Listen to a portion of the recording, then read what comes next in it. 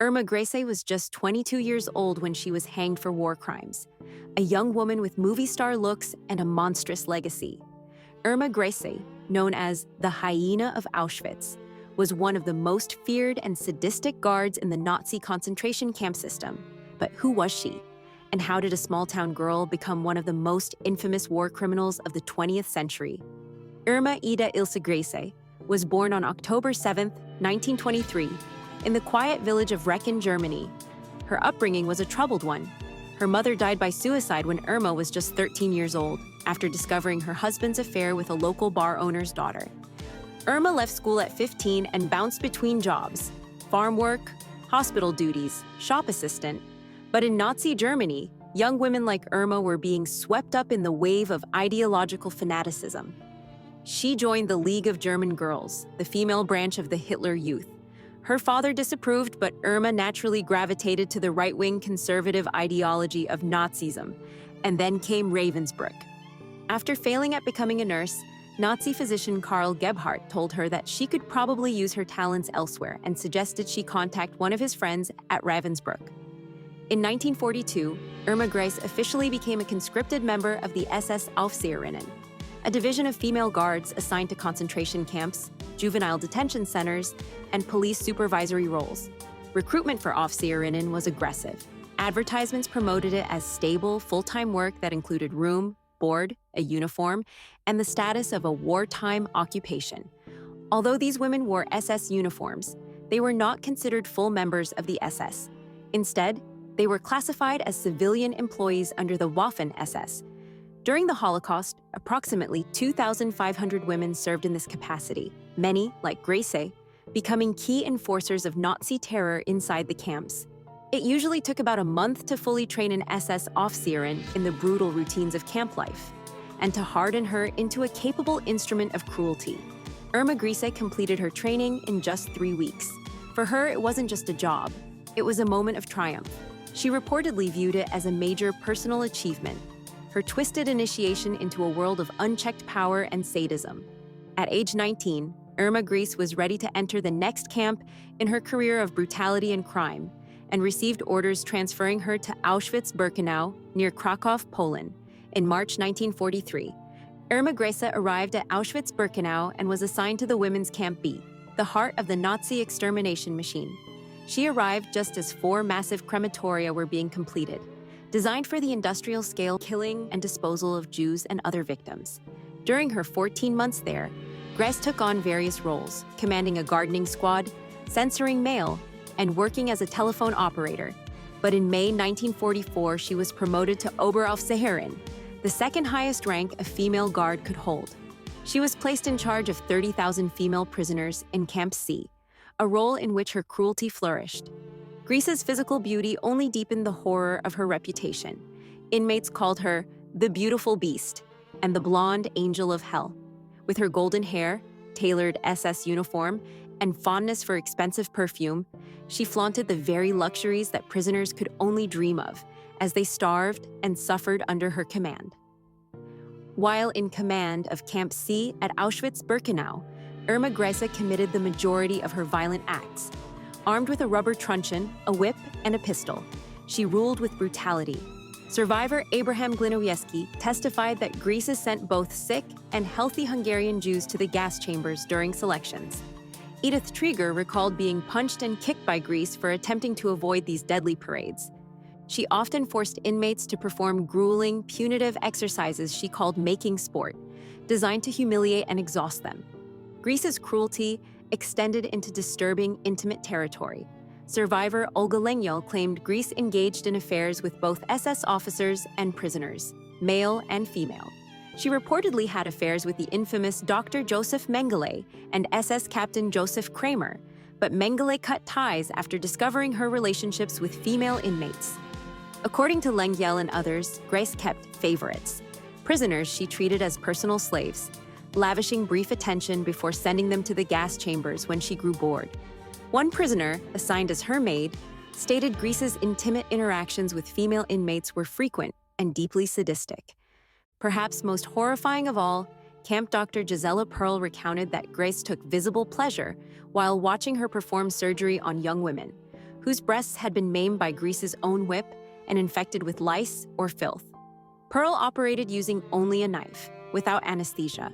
Grese reportedly became aroused by the suffering and kicked the patients if their screams disrupted her.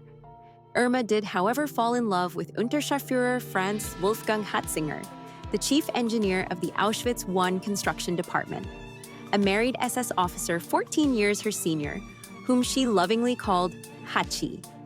Witnesses later testified that the two were inseparable. Fellow guard Johanna Bormann even revealed that Grese and Hatzinger would sneak off to have relations in secret. Irma Grese's final posting came in March 1945, just weeks before the war ended. She was transferred to Bergen-Belsen, where she served as a labor overseer and commanded the female guards. Bergen-Belsen was in an isolated location in northern Germany, not far from Ravensbrück. It was originally a transit camp, but in early 1945 became a dumping ground for prisoners arriving on death marches from camps such as Auschwitz-Birkenau to escape the Soviet drive into Poland and eventually into Germany. At Bergen-Belsen, Irma Grese's cruelty hit a new low. Despite being there for just 3.5 weeks, she left behind a trail of suffering so severe, inmates gave her a new name, the Beast of Belsen. She made prisoners kneel for hours, sometimes holding heavy rocks over their heads. Roll calls could start at 3 a.m. and last until 9 in freezing snow or rain. Anyone who slouched, she beat them unconscious with a rubber truncheon. She even brought back the selection parades, choosing who would live and who would die, just like she had done at Birkenau. One story from a survivor is especially haunting. Gretz set a trap by leaving potato peel scraps near the kitchen. 2 starving sisters took the bait.